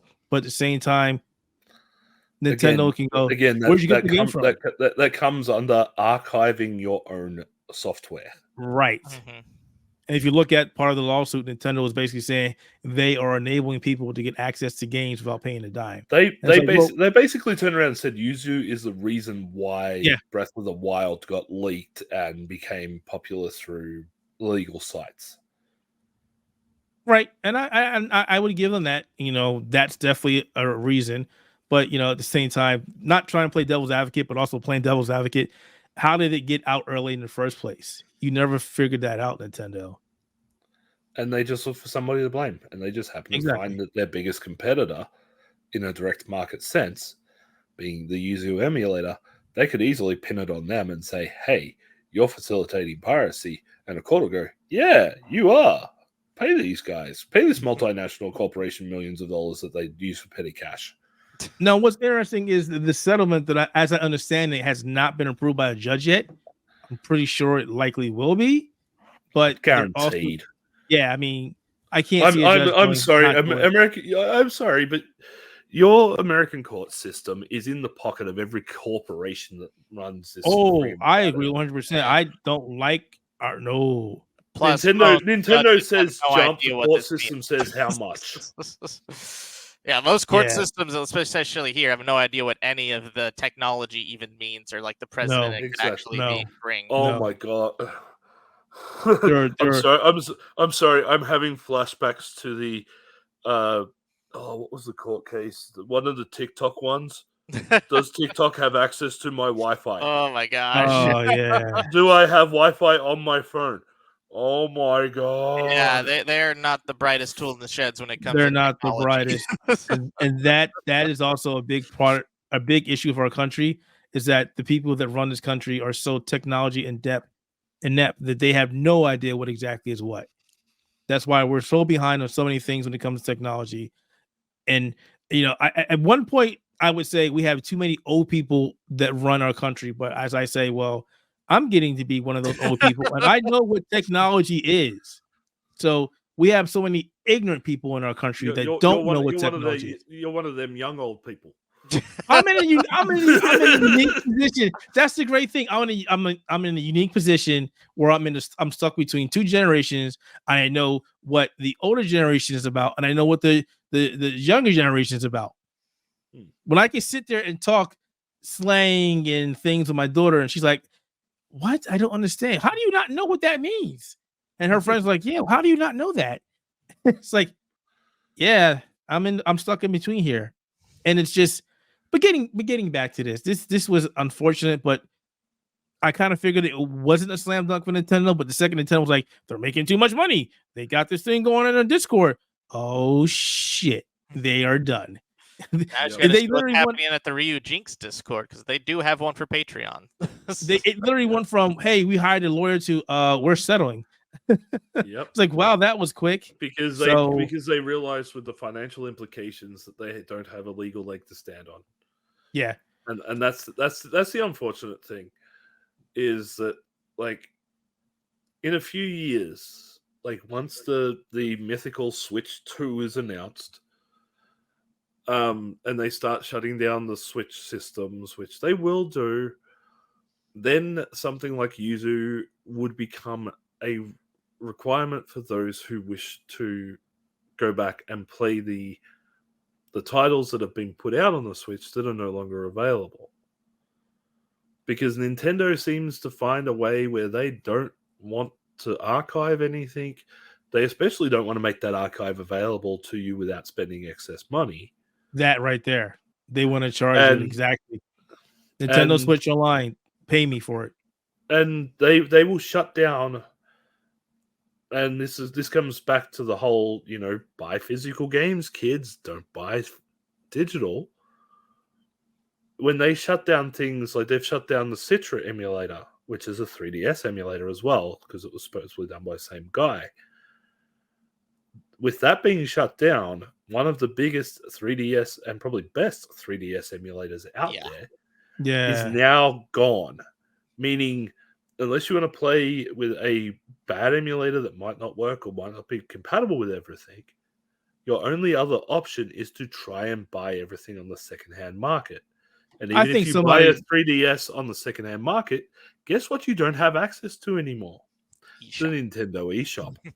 I definitely think somebody's going to fork the Citra emulator. I definitely say somebody's going to do that. Please, somebody, please.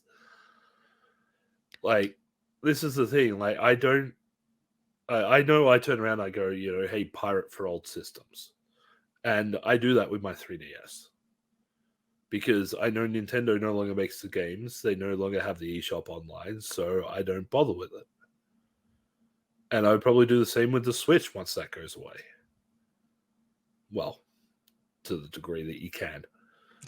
I will admit that their hardware protection has gotten a lot better. Yes. Yeah. You can't exactly beat it with a pair of tweezers like you could the good old Wii back in the day. But you mean I can't just burn a CD and play my game? No, not anymore. Nope. Good old Dreamcast.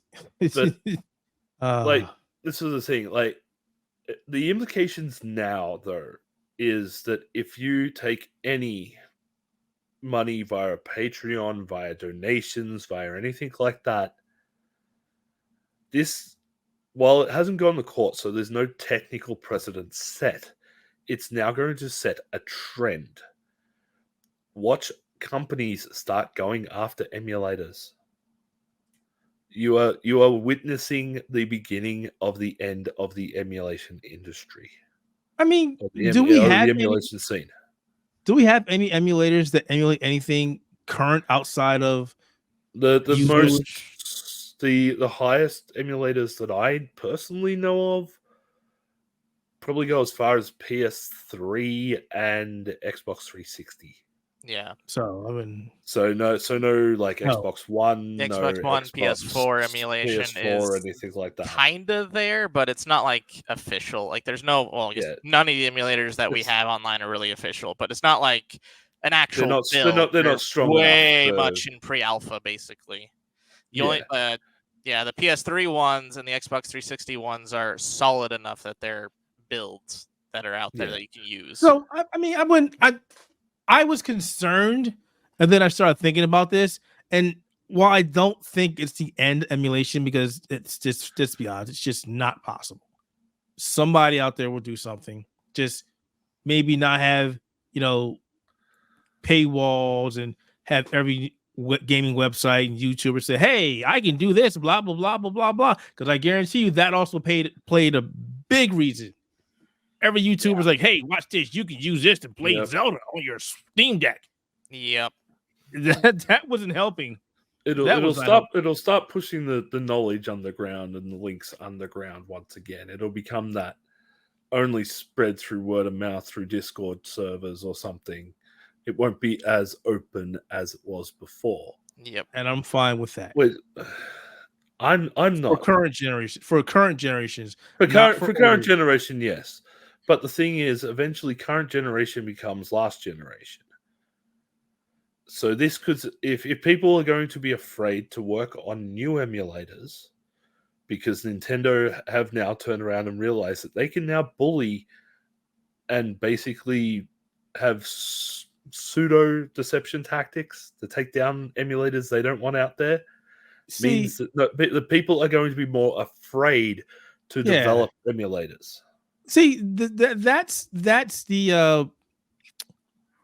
I'm trying to think of a cool thing to say. The problem here is we don't know specifically the smoking gun was. We all know all these different things.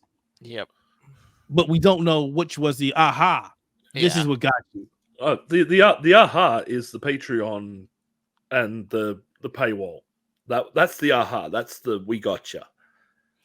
The rest of it, such as the hey, Yuzu are the reason why Zelda leaks got out and they became popular, is pure speculation and it's intimidation tactics. I mean, couldn't you just say, that's so they could have walked up in front of a judge if this thing went to trial and said, hey, right, this emulator exists. This leak happened. All of a sudden, you can play this leak on this emulator, connect the two, and give us our money. I don't know. You'd have to. Well, it's too late now. We can't see anything. The website. We don't have any of the evidence for that. Yeah, so. Yeah, it's all gone. Don't get it wrong, and don't think that Nintendo are 100% the good guys here. No. Nintendo are notorious for trying to get emulation shut down. Yes. They are notorious for overprotecting their IP. And if they have to turn around and try and link two things together by the flimsiest piece of string in order to get it done, that'll do it. And the American court system will let them do it. Yeah. Because they don't have the brains or the ability to turn around and go, okay, well, you're trying to connect these two things. Explain to me how. Explain to me why. Explain how you got from A to B. Because they just go, I don't know technology. I guess I'll believe them. That was a good impression. I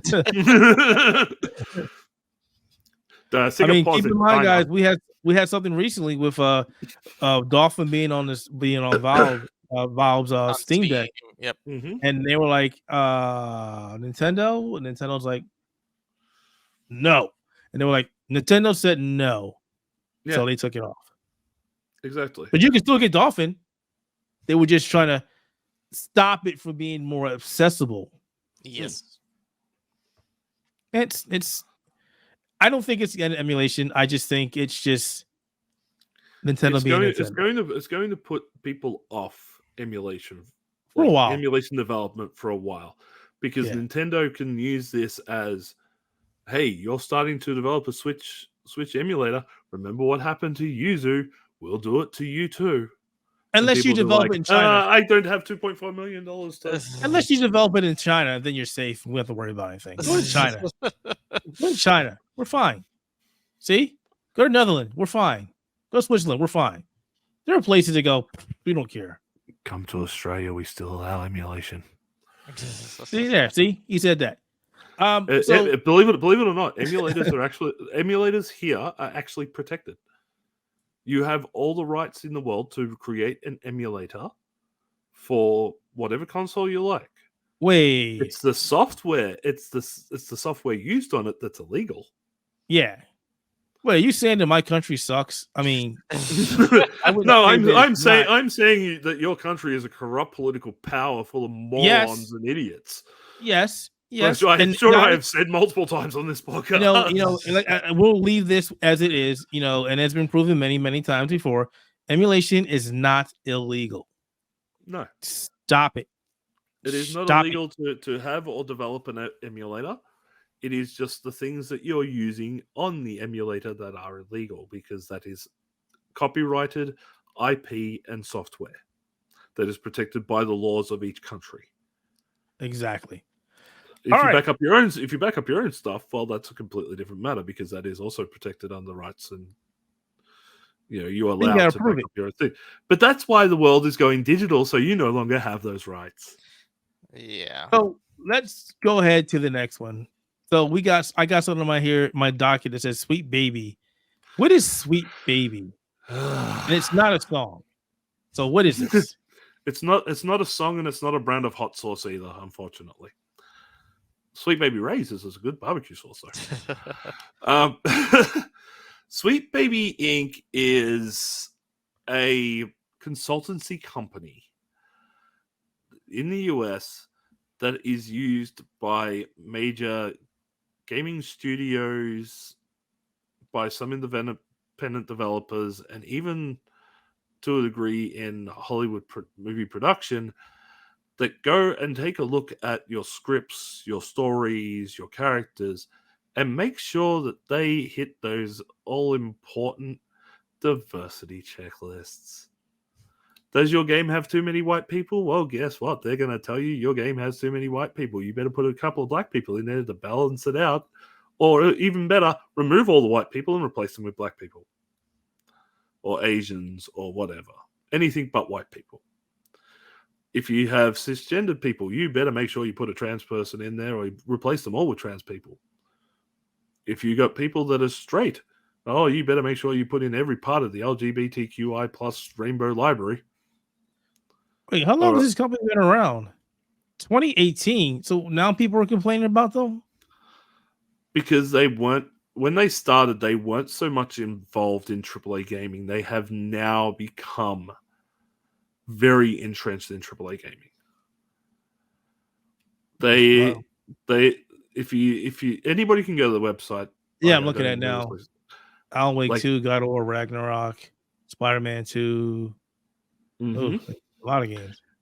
Look at the lot of stuff that's had very quote-unquote controversial changes to them. God of War had one of the gods that was white in one game, black in another. Suicide Squad, Guild of Justice League, well, look at 90% of the crap in that. That's Sweet Baby Inc. The ending to Spider-Man 2, where Miles basically gets given the Spider-Man title and Peter goes into retirement, that's Sweet Baby Inc. All those type of decisions have come from this company. You would think that Marvel would go, no, we're not. What the? No. Again, Marvel. But here's the thing: Marvel's with Disney. Marvel's with Disney, and Disney is pushing the same type of thing as Sweet Baby. I didn't say it. Does. I didn't say it. Yes, you did. Never happened. Yes, you did. Yes, you did. I'm holding you to account, Keith. You don't get out of this. Disney pushes the same type of politics that Sweet Baby Inc. also does. So, of course, when they turn around to Marvel or Insomniac Studios specifically and says, we want this, they go back to Disney. Disney are like, fine, because we're doing the same thing. This company has come under... the company believes that they are under attack right now because of one Steam curator out of Brazil who used... One? They're under attack by one person. One person who made a Steam curator list on Steam that basically lists every single game that Sweet Baby Inc. has been involved in, complete with links back to either their own website or statements that specifically name Sweet Baby Inc. as being involved in the game, and putting it all negative. At the current point in time, I even have the group up right now on my computer. Just under 55,000 members. And this place has been up for maybe not even a week. Of people who are looking at this and going, cool. Thank you for letting us know which game Sweet Baby Inc. is involved in, that they're wanting to push their own political agenda into. And we're no longer support them. And of course, because there's that big link between the two, some of the people involved with Sweet Baby Inc. have come out publicly and said, well, the usual things, you're ists and phobes and everything else under the sun if you do not support what we do. But they also went and doxed the guy behind the group. What? Wow. Yeah. No, that's bullshit. They named him. And they tried to get a campaign started to get not only to get him cancelled off X and all that usual stuff, but they also went to Steam because guess what? Who one of their clients is? Valve. And said, we want this guy's account gone. No, not just we want the group taken down. It's we want him banned from the service. So all these games and everything taken away from him and everything else. They've tried to ruin this game. They do realize that's not legal, right? They don't care. They have that stroke. They have that power to turn around to their clients and say, hey, this guy is bad-mouthing us. So they're now going out of their way to do all this. And the more that they've pushed back against this one guy who just created a list of their games and saying, hey, I don't want to support this. Here's a list if you don't want to either. They're pushed back against him to the point of trying to ruin his life. They do realize that by doing this, the internet can see them, and then people can go, hey, what the hell? Maybe we don't want to support you because you guys are just assholes. They do realize that, but they believe that they like a person who is an ultra religious person who believes that they're always doing right because they have God on their side. These guys believe that they're ultimately doing right and they are the be all end all because they have diversity on their side, or the modern culture on their side. Wow. But the thing is, this goes back even further than this. Like, they may have only started the company in 2018. They have links going all the way back to Zoe Quinn and Anita Sarkeesian. No, I'm done. No. Guess who I'm they good. used to? Guess who a lot of them used to work for back in the day? No. Zoe and Anita. No. Sweet Baby Those Inc. were bad times. Is just a successful feminist frequency. Oh, jeez. Those were bad times. Mm-hmm. That destroyed. That really caused the internet to go up in flames for a while. No. And guess what? Grab those touches because it's happening all over again, mate. It's Gamergate 2.0. Oh, jeez. That's terrible. I'm sorry I even asked about Sweet Baby. Jeez. Yep. This is one of those things, and this is to go back even further into the show. This is one of those things that I have been saying will cause the crash of the gaming industry.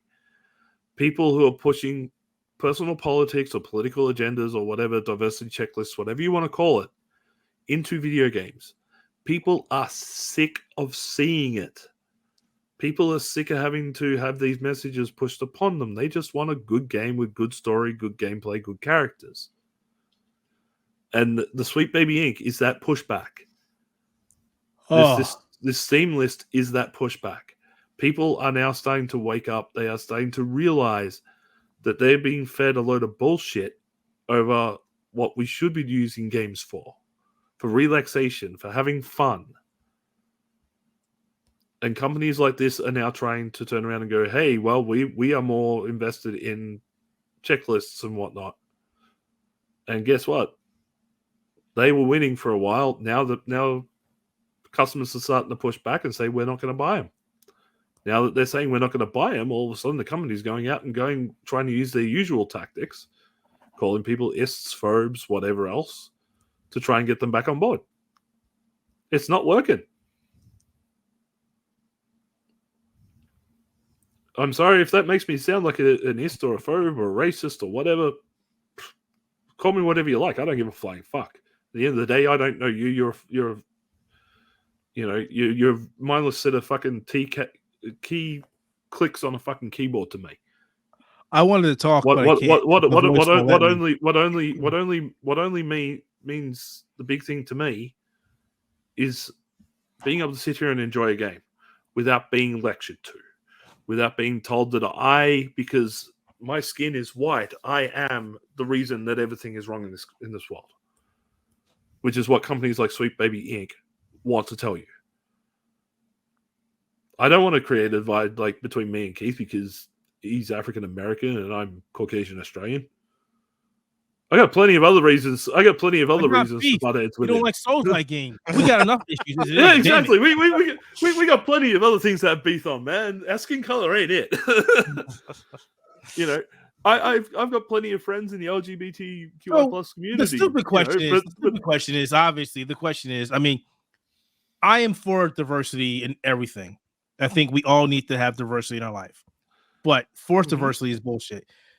That's the difference. Why does this company even exist? Because who thought it was a good idea, and who thinks that working for a company that forces this shit on you is a good company to work with? Welcome to the current social structure. Welcome to what happens when late millennial and Gen Z get together to tell you how the world works when they haven't lived in the world. When they bubble themselves in colleges, they protected their tweets so you can't see their tweets. Oh yeah, they have locked everything down. Yep. Basically, they have locked everything down. They have blocked anybody who could be involved to put negativity out there about the company.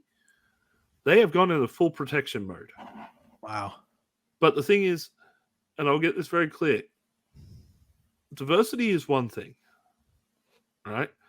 It is good to have diversity. It is good to have representations of all races, creeds, colors, religions, sexual preference, whatever. If you could put that all into one game, good on you. You know, you got better writing skills than 99% of the world. But to force it upon others is not the way to do it.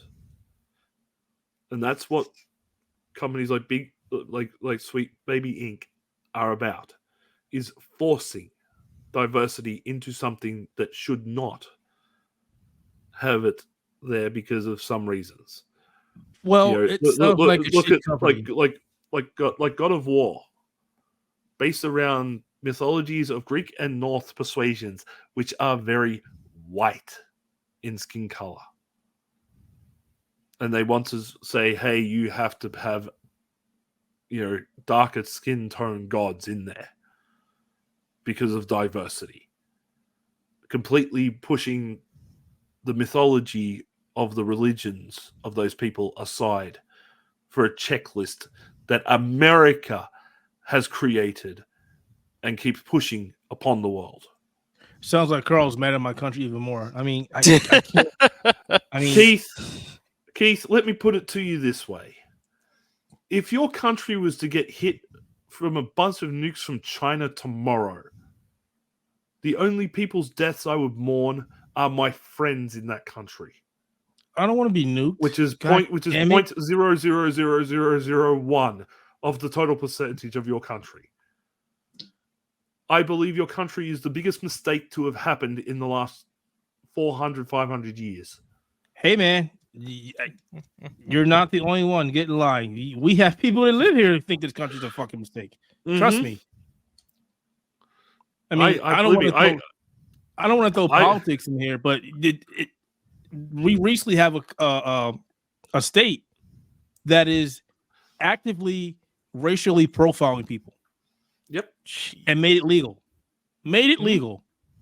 That if they think if you look like you don't belong here, you can be arrested. Mm-hmm. How the hell do you know if I belong here or not? And let me guess, if you and I were to walk side by side in that state, you'll be the one that would stop to be asked where you came from rather than me. And that is wrong. That is wrong. I mean, there's so many things I could say about this country. I'd be here for a while. I've seen some shit. I'm still seeing some shit. So, why do you think he went gray? He saw the shit because of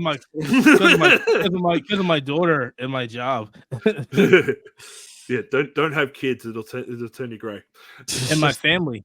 Yeah, don't have. I mean, I can't say that. I can't say that. I have no kids. When they get older, it's a problem. When they get older, it's the problem. Yeah. When they're younger, it's beautiful. When they get older, kick them out. ASAP. Yeah. ASAP. The day they turn 18 and they claim to be independent, then you kick them out the door. Go be independent and leave my wallet alone. Go. Please go. But yeah, look, I know I come off harsh. Look, I come off harsh against America, and believe me, there's still some good things about your country, but seriously, at the moment, the world is heading to a shit show. And that's the honest truth. Not just the gaming industry, not just the entertainment industry, the world is heading to a shit show. And we all have a hand in why. We let companies get too much power. Companies then use that power to gain influence.